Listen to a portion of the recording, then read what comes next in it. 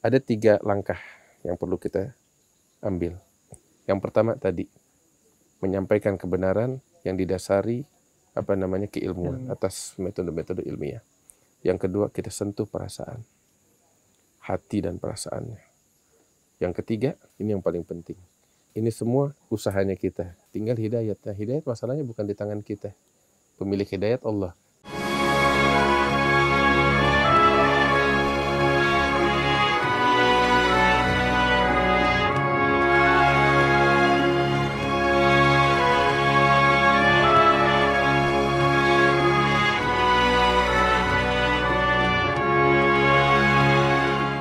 Habib, kemudian selanjutnya kita sudah tahu dengan mengujinya, Habib, di tengah perbedaan itu. Kemudian ada seseorang yang sudah kita berikan nasihat bahwa pendapat dia salah, atau bahkan pendapat dia sekedar berbeda dengan kita. Ada rujukannya, tapi kita juga punya rujukan. Jangan disesatkan, dibid'ahkan, dan lain sebagainya. Nah, menyikapi orang yang menolak itu, Habib, bagaimana sikap kita? Pertama, tugas kita adalah menyampaikan agama ini atas dasar ilmu. Makanya di dalam ayat Allah Ta'ala bilang, Qul hadhihi sabili adu ilallah ana ala basiratin ana wa man ittaba'ani. Ala basirah. Ala basirah itu kan atas dasar ilmu, pengetahuan. Ya. Tidak cukup sekedar hasrat. Karena itu ketika dakwah hanya didasari hasrat tanpa didasari dengan ilmu, adanya jadi bumerang bakal kita. Dapat menghancurkan Islam itu sendiri. Banyak contoh. Nah, kembali ke pertanyaan antum yang tadi antum sampaikan. Tugas kita hanya menyampaikan atas dasar ilmu, memberikan penjelasan kepada dia bahwasanya pendapat dia keliru atas dasar dalil-dalil semacam ini. Dan kita buktikan bahwa pendapat kita adalah benar atas dasar kaidah ilmiah. Itu tugas kita menyampaikan. Ya.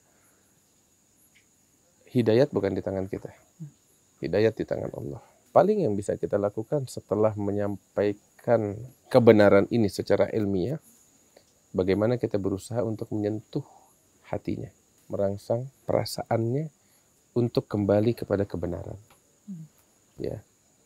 Sebab nggak sedikit orang yang mengetahui mana yang benar, mana yang salah. Tetapi karena faktor-faktor yang lain, ya, dia tetap mengikuti kesalahan, kebatilan. Bukan dia nggak tahu ini benar atau ini salah. Terkadang dia tahu yang dia lakukan ini salah. Yang di pihak lain adalah kebenaran. Karena itu, selain yang kita sampaikan adalah kebenaran dengan bukti-bukti ilmiah, kita juga harus menyentuh hati dan perasaan orang ini. Dan juga melihat dari sisi apa penyebab dia tidak mau mengikuti kebenaran yang mungkin dia telah ketahui bahwa itu adalah kebenaran. Kemungkinan ada faktor-faktor eksternal di luar itu. Baik itu ya gengsi, baik itu penyakit-penyakit hati, kesombongan dan lain sebagainya. Saya rasa dari sisi itu juga perlu kita sentuh. Jadi nggak cuma sekedar penyampaian kebenaran secara ilmiah, tetapi juga harus kita sentuh hati dan perasaannya.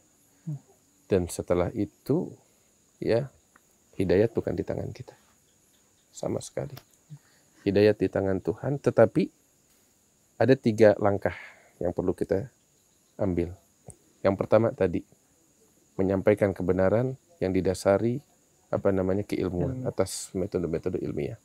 Yang kedua, kita sentuh perasaan, hati dan perasaannya. Yang ketiga, ini yang paling penting. Ini semua usahanya kita. Tinggal hidayat. Nah, hidayat masalahnya bukan di tangan kita. Pemilik hidayat Allah. Nah, ini yang perlu kita lakukan dan ini yang paling penting. Kita minta kepada pemilik hidayat untuk nurunin hidayatnya bakal orang. Dengan doa. Iyalah. Baik itu dengan doa, dengan apapun. Sebab-sebab untuk memancing hidayat banyak. Ini yang perlu kita lakukan dan ini sangat penting. Dahulu, guru kami dan sahabat kami, saudara kami, Ad-Da'i ilallah Al-Habib Adi Zainal Abidin bin Abdurrahman Al-Jufri. Pernah satu kali saya lagi duduk berdua dengan beliau, saya ngadu kepada beliau tentang ada satu orang dari teman saya yang melakukan hal-hal yang nggak baik lah gitu. Nah, saya berusaha untuk menarik ini orang kepada kebaikan. Tapi usaha yang saya lakukan itu nggak membuahkan hasil. Saya ngadu kepada Habib Ali Jufri, Habib ini begini.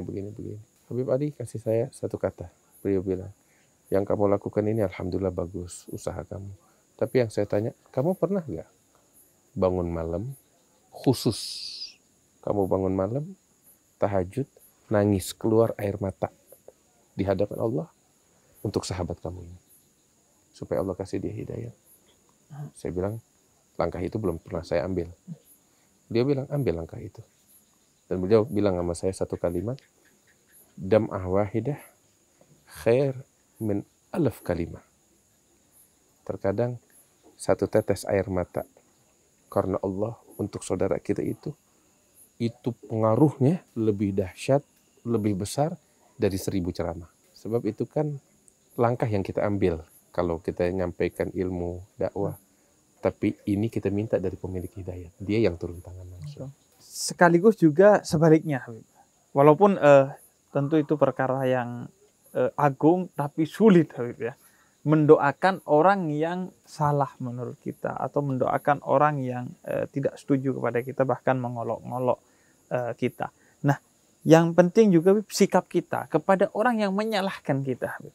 Tidak secara ilmiah, tapi dengan tuduhan-tuduhan, dengan fitnah-fitnah, dengan kebencian-kebencian, olokan-olokan dan lain sebagainya.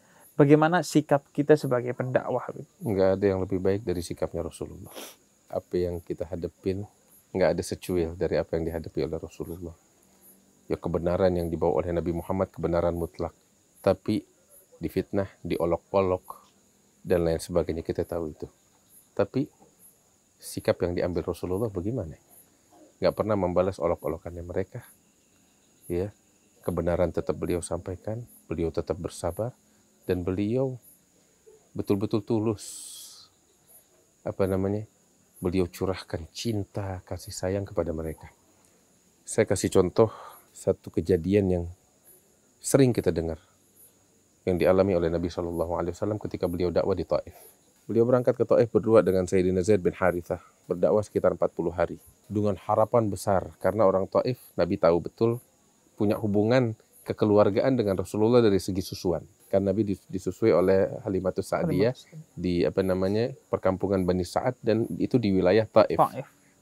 Sehingga orang-orang Taif itu kenal dengan Nabi Muhammad, sebab sosok Nabi ini dari sejak bayi itu dikenal sosok pembawa berkah. Orang-orang Taif kenal sampai Nabi Muhammad karena memang punya hubungan keluarga susuan. Ketika Sayyidatina Khadijah wafat, paman beliau Abu Thalib wafat, itu kan Nabi mendapatkan cobaan lebih berat lagi. Perlu pendukung yang mendukung beliau sebagaimana Abu Thalib. Beliau noleh kanan kiri di Mekah, nggak dapetin siapapun. Harapan terakhir beliau adalah keluarga susuan yang ada di Taif. Berangkat ke Taif dengan penuh harapan. Sampai di Taif, bukan harapannya betul-betul hancur. Dihancurkan oleh orang-orang Taif. Dicaci, dimaki.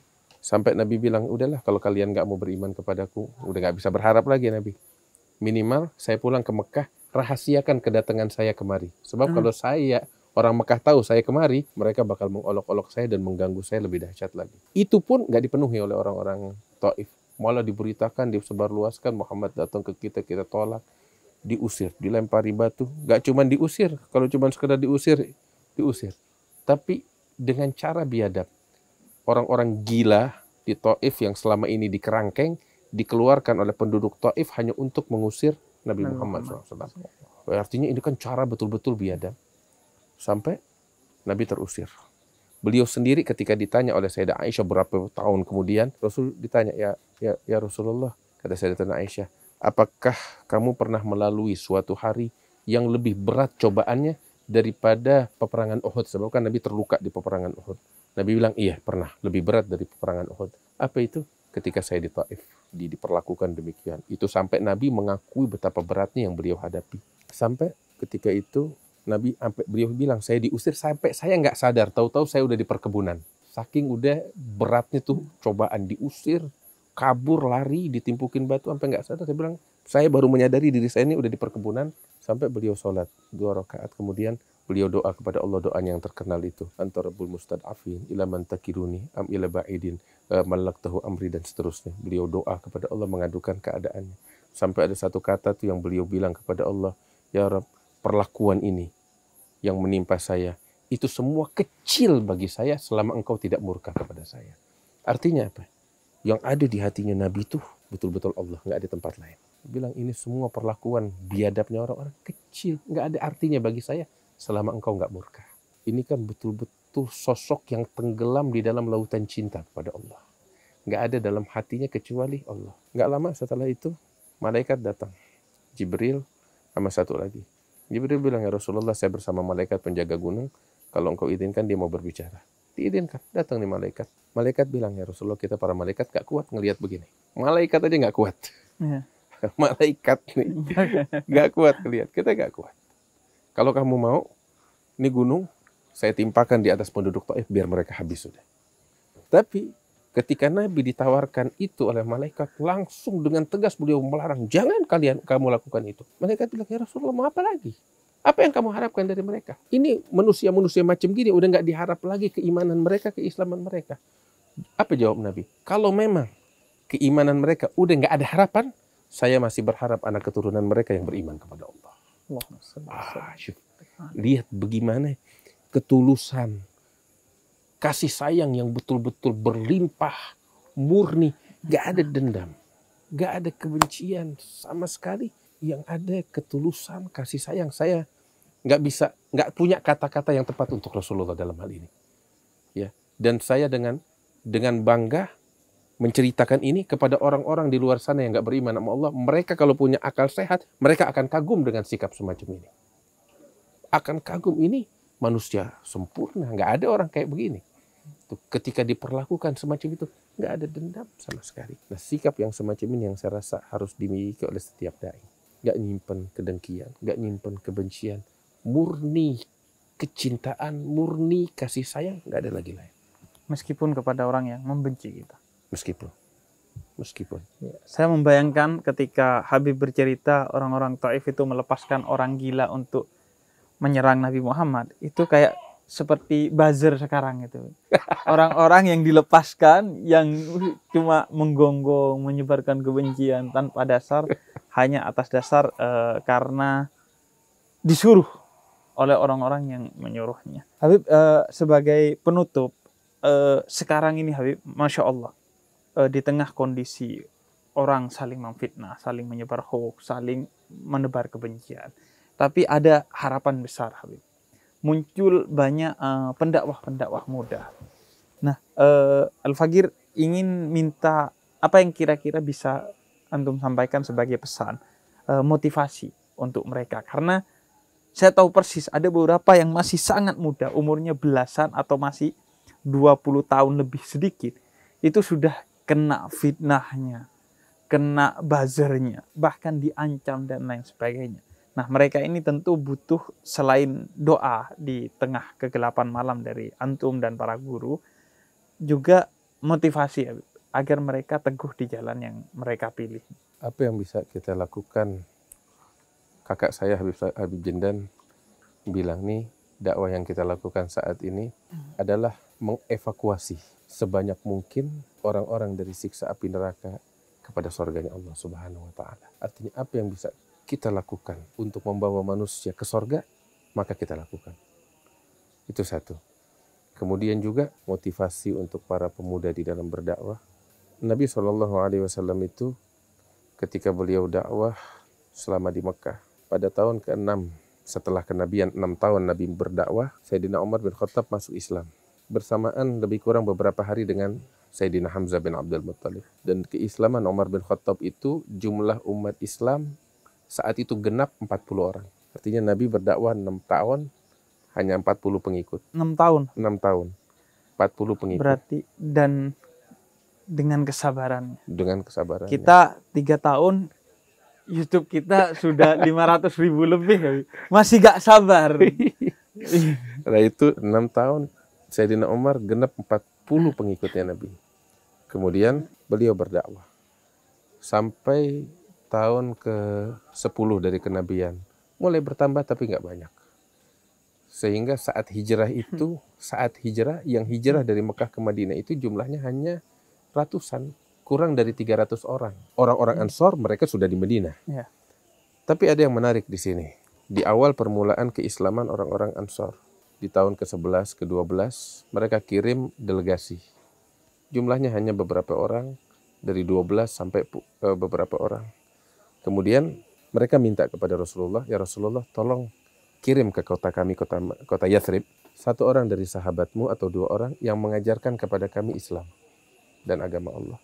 Maka Nabi kirim Sayyiduna Mus'ab bin Umair. Mus'ab bin Umair ini masa di Mekah sebelum masuk Islam orang paling kaya, paling tampan, paling artinya Primadona. Primadonanya. Primadona. Perempuan-perempuan di Mekah itu matanya semuanya ke Mus'ab bin Umair. Tapi dia tinggalkan segala kemewahan itu hanya untuk Allah dan Rasulnya. Terus dikirim sama Nabi ke Madinah. Berdakwah di Madinah lebih kurang 1 tahun. Namun nggak berlalu 1 tahun, melainkan nggak ada rumah di kota Madinah, melainkan di situ ada 1 atau lebih orang Islam. Muslim. Sehingga tahun berikutnya musim haji, Mus'ab bin Umair datang ke Mekah membawa rombongan haji dari Madinah untuk Bai'atul Aqabah itu yang jumlahnya sekitar 72 orang. 1 tahun. Nabi dakwakan 6 tahun 40 orang. Ini Mus'ab bin Umair 1 tahun bawa 72. Itu yang dibawa, yang tinggal di Madinah jauh lebih banyak lagi. 72 orang. Untuk dibaiat oleh Rasulullah di Bai'atul Aqabah. Yang ingin saya sampaikan, saya nggak bisa bayangkan ketika Mus'ab bin Umair itu datang bawa 72 orang lebih kurang, bagaimana kebahagiaan Rasulullah SAW. Itu perkara saya nggak bisa bayangkan. Kebahagiaan apa yang ada di dalam hati Rasulullah ngelihat Mus'ab bin Umair datang bawa 72 orang lebih kurang. Dan saya nggak bisa bayangkan kebanggaan apa di hatinya Mus'ab bin Umair yang berhasil meraih senyuman manisnya Rasulullah SAW. Itu saya nggak tahu bagaimana Mus'ab datang ya bawa 72 orang ke hadapan Rasulullah. Allah, saya nggak bisa gambarkan. Saya rasa setiap pendakwah cari yang semacam ini. Iya. Cari senyuman manisnya Nabi Muhammad agar beliau bahagia, beliau gembira. Itu motivasi yang saya rasa yang terbaik bakal kita semua. Iya.